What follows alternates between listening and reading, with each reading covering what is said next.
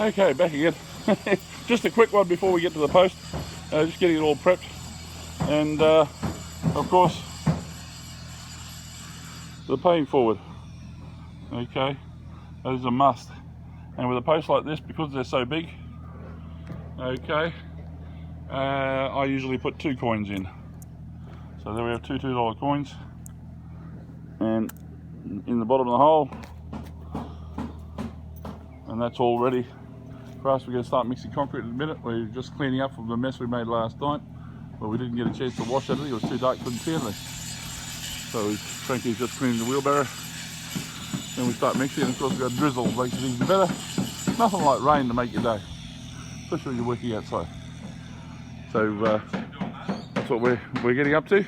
But I just sort of thought I'd show you that. We put in money in, and there's $4 in that one, and there's $4 in this one. And $2 in every single one of those posts over there, as we keep on working. All right guys, that was a quickie, and we'll see you again shortly. Bye.